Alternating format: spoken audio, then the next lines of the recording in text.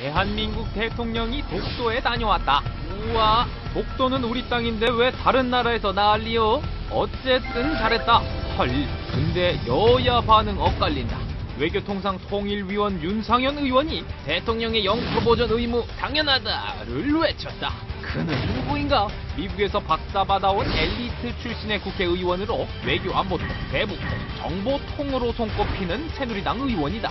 최근 대북 수혜 지원을 촉구하고 법안 발의에 힘썼는 등 활발한 의정 활동을 하는 이 남자는 또둥 박근혜 선거 캠프 공보단장이다. 완전 친박! 모 라디오 인터뷰에서 아내와 박 후보가 물에 빠지면 누굴 구하겠느냐는 질문에 아내는 시험을 잘하니 박근혜를 구하겠다 라고 한 충성스런 이 남자, 미스터 띵띵 윤상현 국회의원 만나보자. 외교통상위에서 활약이 대단합니다. 예. 전문가죠. 미국에서 공부하시고 박사하시고 박근혜 후보 캠프에서 공보단장 맡고 계십니다. 네, 윤상현 의원 함께 있습니다. 안녕하십니까. 안녕하십니까. 그 아내한테, 부인한테 집에 잘 들어갔습니까? 문 열어줍니까? 문 열어줍니다. 문 열어줍니까? 지금도 가끔 일종의 반바가지라고 하나요? 아, 반바가지. 아니, 아내를 먼저 구했지. 아내는 수영 잘하니까 박근혜 수영 잘하는 거 맞습니까? 아, 수영 잘합니다. 아, 수영 잘하니까. 박근혜 후보도 수영 잘할 텐데요. 잘하실 거예요. 야, 그런데 같이 잘하는데. 아, 이거 평생 나이 드실 때까지 고생할 것 같습니다. 저 멘트 때문에. 예. 아, 이명박 대통령이 지난 금요일 한국 대통령 사상 처음으로 독도를 방문했죠. 예. 뭐 당연한 의무다 이렇게 말씀하셨는데 일단 대통령 영토 수호의 의무를 가지고 있습니다. 네. 그래서 영토 수호의 의무를 가진 대통령으로서 내 나라 내 땅에 가는 게 뭐가 문제냐 이런 식으로 말씀을 드렸습니다만은 네. 또 대통령께서 일본하고의 외교 문제로 비화되는 것을 대단히 염려하셔서 네. 외교부 장관이나 국방장관을 빼고 문화관광부 장관, 네. 또 경북도지사, 환경부 장관, 네. 도지사 이런 분들을 이제 같이 감으로써 이제 좀 축소를 이제 하려고 노력하신 그런 면도 있습니다. 네, 저는 이 최초로 우리나라 대통령으로서 최초로 방문했다 이 뉴스에 좀 저도 깜짝 놀랐어요. 처음으로 대했습니다. 왜 과거 대통령들은 훨씬 더 박정희 전 대통령이나 이승만 대통령 영토 수호 의지가 더 강력했던 걸로 의지가 그렇게 알고 있는데 왜 이분들은 안 갔을까요? 영토 수의 의지가 뭐 이승만 대통령 또 예를 들어서 박정희 대통령 엄청나게 강했죠. 네. 그래서 박정희 대통령이 62년 10월 달인가 네. 울릉도까지 이 폭풍우가 있는 바다를 뚫고서 이제 울릉도까지 가고 하룻밤 주무시고 온 경우가 한 번 있습니다. 독도는 안 갔습니까? 독도는 그때까지 못 갔습니다. 야, 그 왜 못 갔죠? 역대 대통령들은 김대중 대통령도 있고 다 전두환 대통령도 있고 다 있지 않습니까? 예, 노태우 대통령. 그 이제 안 가신 이유는 일단 우리가 독도를 현실적으로 실효적으로 지배를 하고 있는데 독도의 대통령이 감으로써 어떻게 보면은 한일 간의 외교, 국제 분쟁을 시킬 어떤 이 가능성이 커진다. 네. 분쟁 지역화를 만들 가능성이 커진다. 네. 이런 어떤 염려 때문에 안 가신 걸로 알고 있습니다. 네. 가고는 싶었지만, 네. 그죠? 가고는 싶었지만 이게 문제가 되고 비화돼서 갈등에 의해서 우리가 실리적으로 얻지 못할 부분들이 있기 때문에 더 큰 걸 생각해서 안 가죠. 그럼 이명박 대통령은 지금 어찌 보면은 그 실리적인 측면에서 이럴 게 이명박 많다는 얘기네요. 대통령께서는 이제 무지장 참으셨죠. 근데 이명박 대통령도 이제 실효적 지배를 하고 있는 한 이 대통령의 독도 방문이라는 것은 최후의 카드거든요. 근데 대통령께서 최후의 카드를 쓴 배경을 읽어야 될 것 같습니다. 일단, 그 배경을 좀 알고 계십니까? 일단은 이제 일본 측의 과거사에 대한 너무나도 미온적인 태도, 특히 독도 문제에 대해서 일본 사람들이 2005년도부터 시작해서 방위백서에 계속해서 독도가 일본 땅이다라고 얘기를 했고 또 초중고 교과서에도 그런 표현을 계속해서 써왔고 심지어 외교 청서에도 그런 표현이 나왔고 또 우리가 올해 외교 백서, 대한민국 외교 백서에 이제 독도는 우리 땅이다, 대한민국 영토다 하는 거에 대해서 일본이 심지어 항의까지 하는 단계에 이렇습니다. 그리고 작년 12월에 이명박 대통령이 노다 요시코 총리하고 이제 한일 정상회담 하면서 과거사 문제, 종국 위안부 문제에 있어서 적정 해결을 주문했습니다만 전혀 미동이 없거든요. 네, 위안부 문제에 대해서는 아예 없었죠. 아예 미동이 없습니다. 그러니까 대통령께서 심지어 독도가 우리 땅이라고 하는데 이걸 일본 정부가 우리한테 항의를 하는 게 이게 말이 되느냐. 가당치도 않다라는 생각을 하셨을 것 같습니다. 그래서 대통령으로서 거의 최후의 수단으로서 이제 방문하셨다 이렇게 봅니다. 네. 그럼 뭐 일부에서 이걸 레임덕이라서 이걸 극복하게 됐다. 이건 말이 안 되는 얘기죠. 물론 이제 여러 가지 이제 시각에서 보는 사람들도 있습니다. 이제 그 뭐 국내 정치적인 측면만 보고 예를 들어서 2005년도인가요? 노무현 대통령이 이제 지지율이 대단히 떨어졌을 때 일본 해양 순시선이 독도에 왔습니다. 그거에 대해서 이제 대통령께서 심한 외교적인 각박한 외교 전쟁을 치르러서라도 독도를 수호하겠다라는 의지를 밝힌 적이 있거든요. 그때 대통령의 이제 지지율이 올라간 적이 있습니다. 그래서 이제 대통령의 지지율을 향상시키기 위한 국내 정책인 고려가 컸다 이렇게 해석하는 분들도 있는 건 사실입니다. 네, 박근혜 캠프 쪽에 혹시 이런 거를 미리 좀 간다는 얘기를 좀 정보를 좀 줬습니까? 저희 갑니다라고 정보는 없는 걸로 알고 있습니다. 정보는 없습니까? 아예 그런 거 의논하지 않았군요. 예, 예. 그런 부분에서 어차피 이 부분이 한일 간의 외교 간의 갈등이 다음 차기 정부의 대통령이 다음 뽑히는 대통령이 어느 정도 또 부담을 가져야 되는데요. 거기에 대해서. 당연히 이제 대통령께서는 일종의 통칭이다. 내 영토에 가는 문제는 내 영토에 내가 가는데 뭐 통칭으로서 갔다 이렇게 말씀하시는데 네. 저희 쪽이 미리 안 것은 없고요. 그렇지만은 이제 다음 정권을 누가 담당하든지 간에 다음 정권 담당자에게 어느 정도 부담이 가는 건 사실입니다. 네. 지금 박근혜 캠프의 어떻게 보면 최측근 자리에 가 계시고 지금 아무래도 외통위 쪽에 전문가이시니까 이 문제를 그러면 만약에 박근혜 후보가 만약에 청와대로 들어가면 이 문제를 그래도 조언을 좀 해 주셔야 될 거 아닙니까? 이거는 차기 정부는 어떻게 이걸 해결해야 된다고 만약에 생각하십니까? 박근혜 대표가 대통령이 되셔서 이 문제를 풀겠다 하시면은 결국에는 한일 간의 이제 과거사에 대해서 올바른 반성, 그리고 그거에 바탕을 둔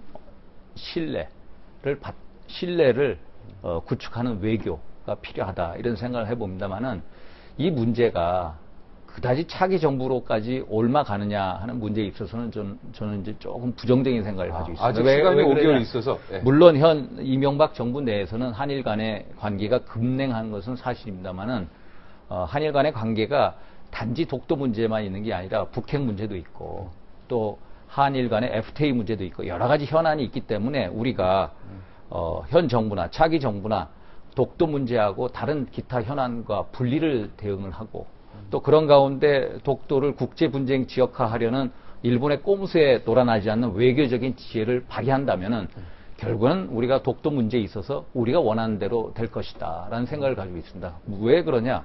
무엇보다도 우리가 독도를 실효적으로 지배하고 있기 때문입니다. 지금 아시다시피 일본이 저희하고는 독도 문제로 갈등을 빚고 있죠.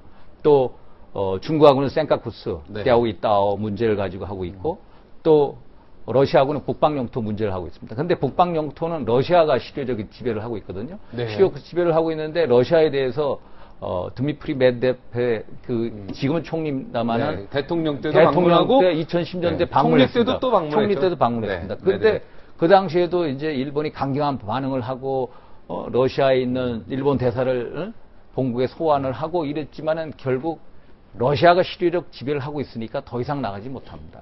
그래서 우리가 실효적 지배를 하고 있는 한 일본의 어떤 대응에 있어서는 한계가 있다. 그러니까 이명박 대통령이 이번에 잘했는지 안 했는지는 조금 시간이 지나면 알겠군요.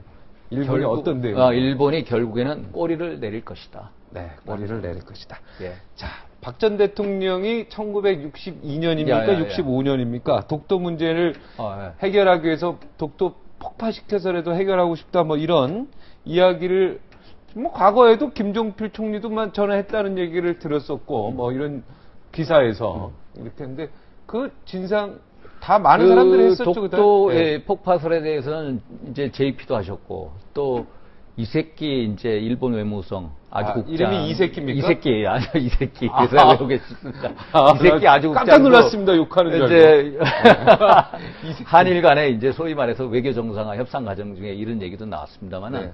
박정희 대통령은 당시 독도 문제에 대해서 강력한 수호 의지를 피력하신 바 있습니다. 일단 국가재건 최고위의 의장으로서 1962년 10월 달에 이제 그 울릉도를 방문하시지 네. 않았습니까? 네. 울릉도를 방문하시고 또 거기에 있는 경찰서장을 만나고 그런 사람들한테 독도는 대한민국 영토다. 네. 경비에 만전을 기하라. 네. 이런 식으로 말씀하시고 오셨고 특히 이 독도 문제 때문에 당시에도 1962년부터 박 대통령 시절이죠.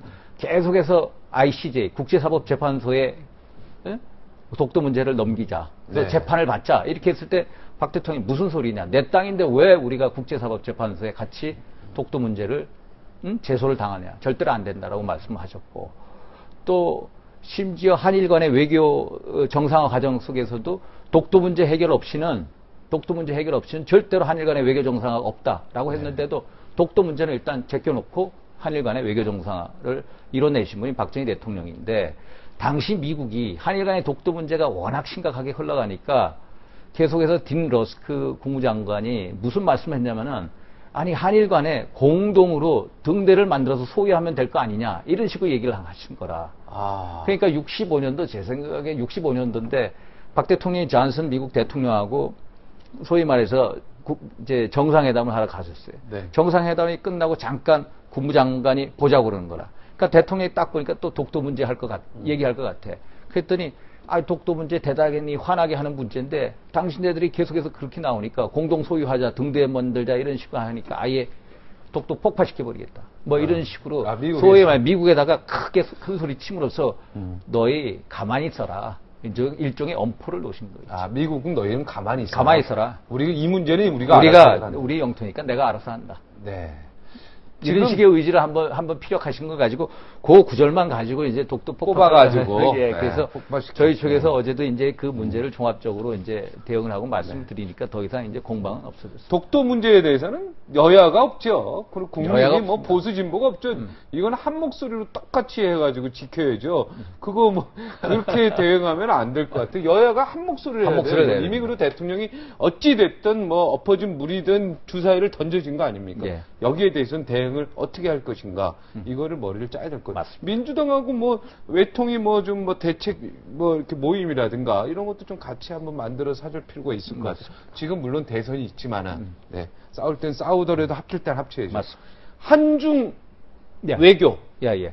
김영환 고문 때문에 여기도 좀 엉망이 됐어요 지금. 그죠? 맞습니다. 이거 어떻게 합니까 이거? 근데 이제 한중 외교가 엉망이 됐다. 이제 문제의 본질을 보면은 네. 이제 김영한 씨라는 분이 인권운동가 아닙니까? 이분이 이제 중국에서 이유도 모르고 중국 공안 당국에 의해서 납치됐죠. 끌려가서 네. 납치를 돼서 114일 동안 구금을 당했고 또 그 사이에 전기 고문도 당하고 구타 당하고 잠 안 재우기 그런 고문을 당했다는 거거든요. 그래서 이제 풀려나셨는데 그래서 결국에는 전기 고문을 당했다는 사실을 우리가 2차 그 영사 면접 때 알았습니다. 네. 2차 영사 면접. 이미 알고 있었죠. 알았는데 좀 뒤늦게 알았죠. 네. 그러니까 이분이 이제 고문을 당한 거는 제가 알기로는 이분이 잡히신 다음에 3일, 4일부터 이제 고문을 당했고 1차 29일 후에 1차 영사 면접 네. 했을 때는 그때는 이제 고문 당했다는 말을 못 했고 네. 다시 2차 영사 면접이 47일 이후에 그때는 했는데 네. 그때나마 이제 저희 정부가 외교부가 손을 썼습니다만은 여러 가지로 이제 중국 공안 당국에 저희 어떤 영향력을 미치기에는 힘들었지 않았나. 또 이게 한중 간의 외교 문제로 봅니다만은 우리의 카운터파트는 어차피 외교부는 중국 외교부하고 이렇게 이제 상대할 수밖에 없고 그렇지만 김영한 씨가 잡혀 있었던 거는 국가안전위해죄로 해가지고 중국 공안당국에 잡혀 있고 소위 말해서 공안부거든요. 네. 공안부를 지금 담당하는 사람이 누굽니까? 최근에 이제 대한민국을 방문한 멍찐쭈 멍입니까? 멍씨. 결국에는 이번 18차 전당대회 이제 상임위원 된다는 분인데 그래서 저희가 외교 문제로 하는 데 있어서는 여러 가지로 이제 외교적으로 풀어가는 데는 여러 가지로 한계가 있었다. 왜냐 외교부가 아니라 공안부하고 얘기기 때문에. 일본에는 우리가 좀 할 말은 그래도 좀 하는 것 같은 느낌인데 중국에는 이미 벌써 말하면 2차 영사회담 때 이미 벌써 정기 고민이라는 거 알고 있고 그때 면접 때 알았는데 언론에 이미 벌써 여기 김영원 씨 다 풀려나서 나왔을 때도 그때도 우리 정부가 약간 모른 체 했거든요. 그죠?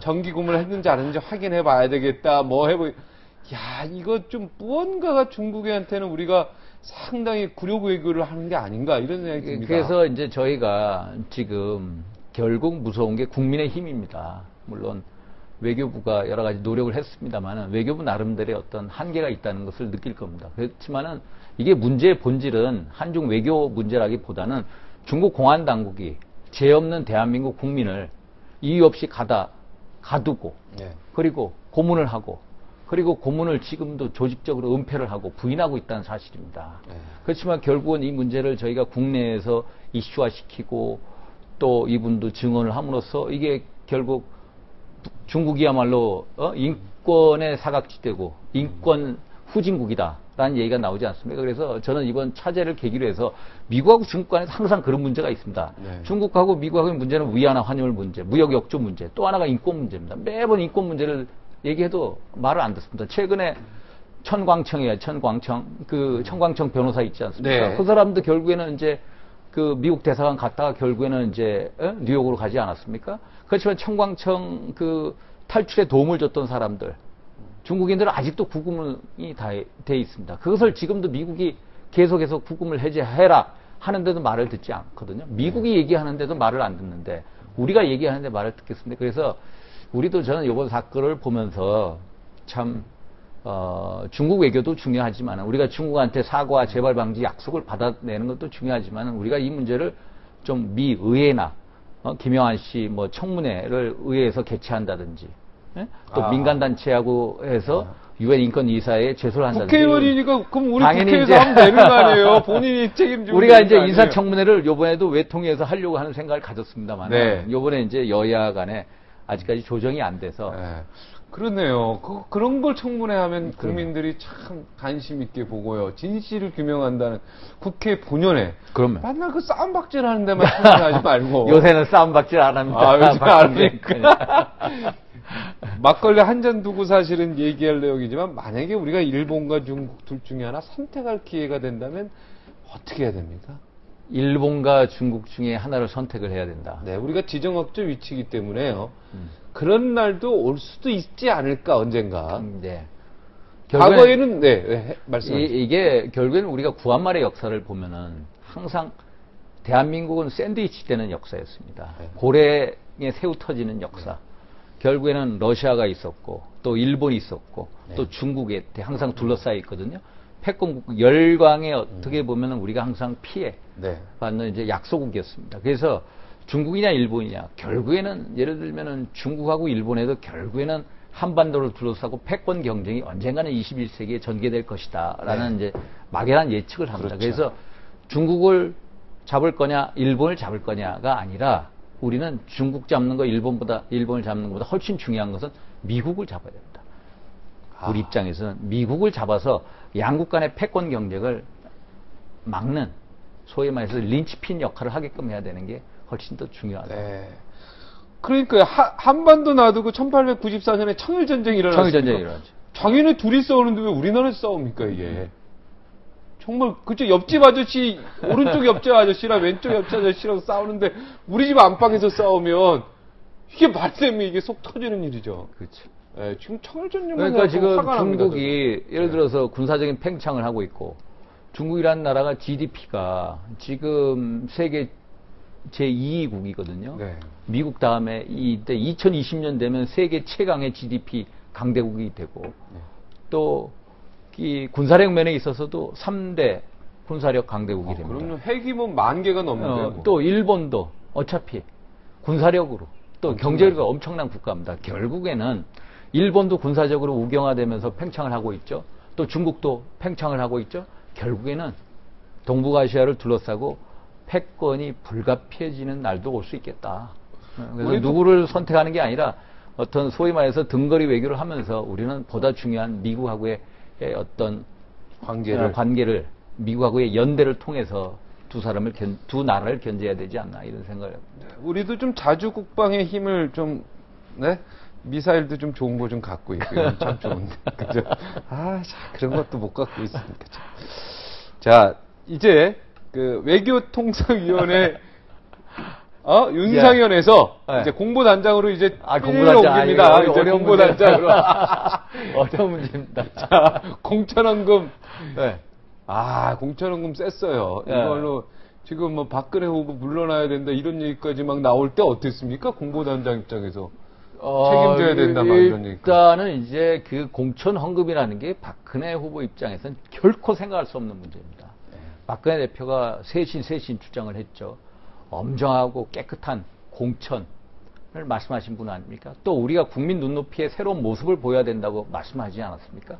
그런데 공천에 있어서 뒷돈이 왔다 갔다라는 그 사실 자체만으로도 정말로 국민분들께 얽게 있어도 말씀을 못 드릴 정도로 이제 죄송스럽다는 정말 말씀을 드리고 싶고요.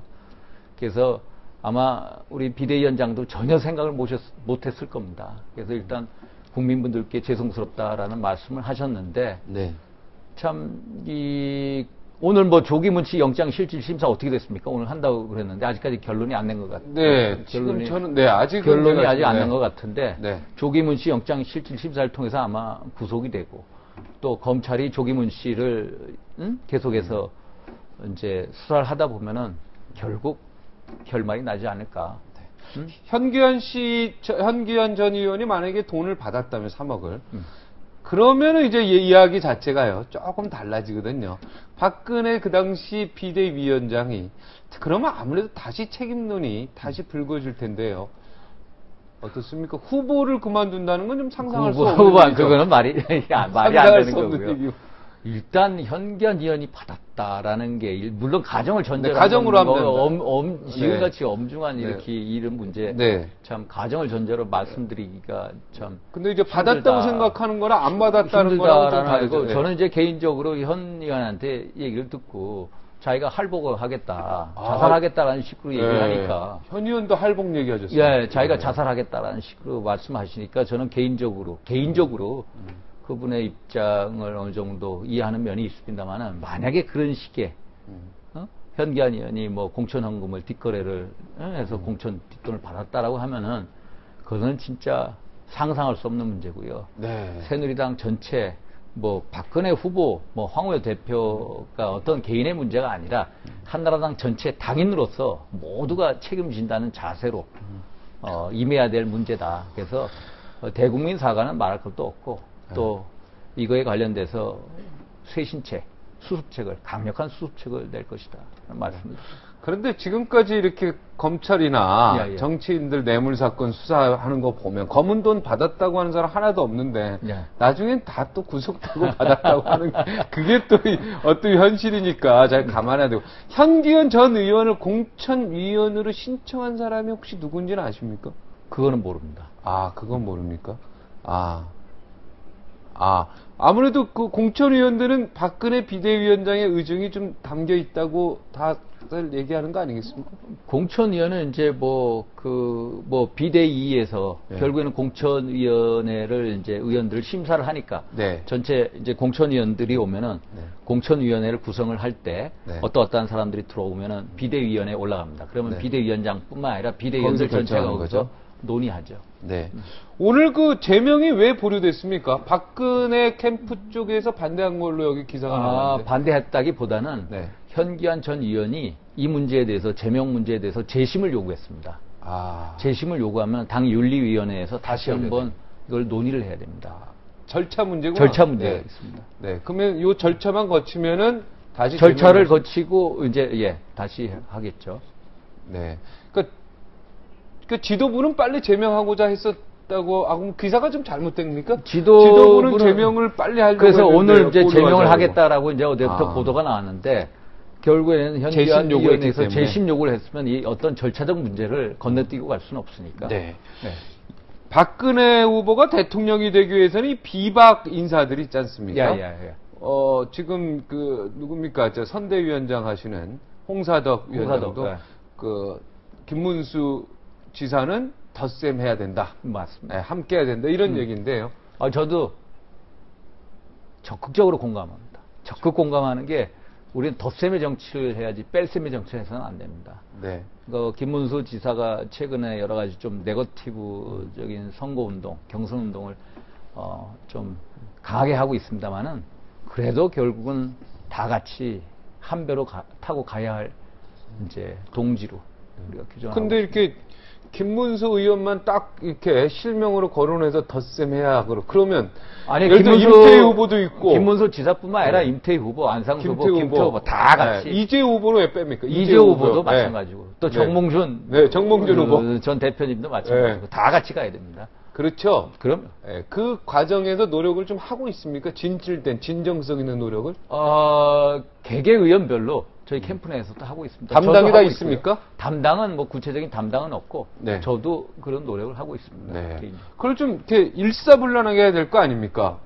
이렇게 뭐 말 한마디 홍사덕 선대위원장 한마디 툭 덧셈 막 이렇게 해야 그리고 막 그냥 알아서 하고 있습니다. 이런 거보다는 언론에 우리가 정말 조직적으로 아니면은 정말 일사불란하게 비박 끌어안게 나섰다. 결국 이제 저희 우리 박근혜 후보의 이제 말씀하시는 거, 특히 연설에 합동 연설회에서 말씀하시는 대목을 자세히 읽어 보시면은 우리는 결국에는 다 같이 가야 할 동지다, 친구다라는 말씀을 계속해서 이제 하고 계시고 있고 또 경선이 끝난 다음에 본격적으로 후보께서 나설 겁니다. 당연히 그건 나서야지. 요 경선까지는 이제 같이 이제 경쟁 구도니까. 경쟁 구도고. 지금 전략이 세워졌군요. 경선이 끝나면 적극적으로 박근혜 후보가 나서서 비박 끌어안게. 네. 그 이분들한테 이제 나중에 정권이 되면 다 이제 자리도 주시고 뭐 이래 다 그래야 되겠네요.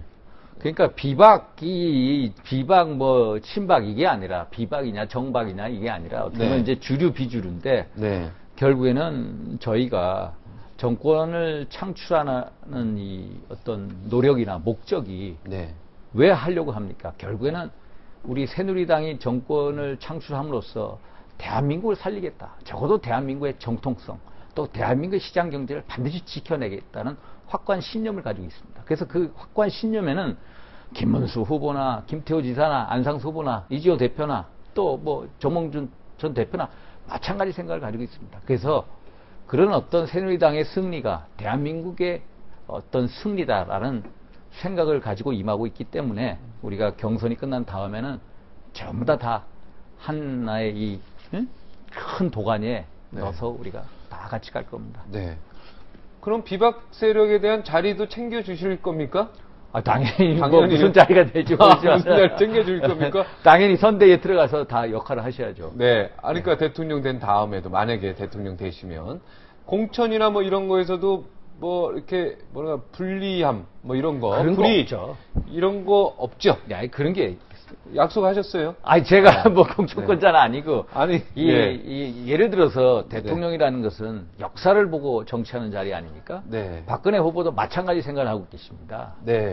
오랫동안 참 대통령이 되고자 하셨고 지난 뭐 5년 전에 아까운 서력을 겸하신 분으로서 정말로 진정 우리가 기다리던 대통령이 되겠다라는 신념을 갖고 계시니까 어떤 과거의 어떤 어떤 친소 관계나 과거의 어떤 그 정치적인 어떤 위상이라든지 이런 걸 통해서 누구는 안 돼, 누구는 돼 이런 식의 자세를 취하고 대통령을 하시지는 않을 것이다.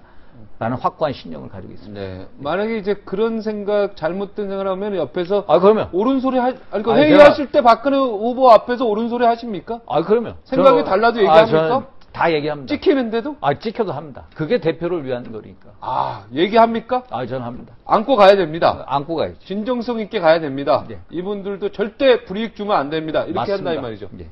그렇게 그러면 가지고 있죠. 저는 지금도 하고 있습니다. 그러면 소통이 지금 안 되고 있다. 이거 좀 잘못된. 근데 소통이 안 된다는 말은 소통 잘 되고 이렇게 소통이라는 거에 대해서 정의를 어떻게 내리시는지 몰라도 저희는 이제 캠프 내에서 우리 후보님하고 소통이 잘 되고 있고 특히 최근에 새로 들어오신 이제 민현주 의원님이라든지 우리 김상민 의원 이런 젊은 분들 이제 대표 우리 후보님하고 막 격의 없이 토론합니다. 저희들하고 같이.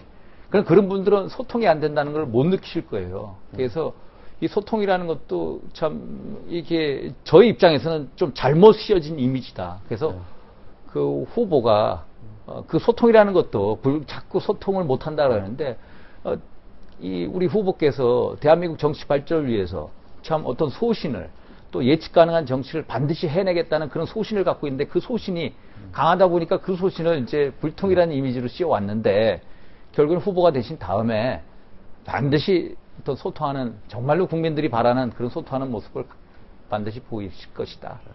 신념하고 소신하고 이 불통하고는 다르다. 그래서 결국에는 박근혜 후보의 진정성을 곧 알게 되실 것이다. 개도란만 나오셔야지 저랑 소통이 됩니다. 안 나오시니까 우리 박종진 앵커님하고 너무 소통이 잘 돼서 소통이 안 근데 우리 박종진 앵커님 같은 분은 우리 비례대표로 모셨어야 되는데 혹시 제의 안 왔습니까? 비밀입니다. 여기서 내리겠습니다. 네, 오늘 감사합니다. 감사합니다. 예. 사람이 이기적인 동물인데 이기적인 것보다 국가가 더 이기적일 수밖에 없는 것 같습니다. 대부분의 정치인들이 선량한 국민을 필요로 해 더 강력한 이기적인 정책을 외교적으로 세우기 때문인 것 같습니다. 독도 문제가 일본이 하여튼 골치 아픈데요. 잘 좀 해결됐으면 좋겠습니다. 여기서 마치겠습니다. 고맙습니다.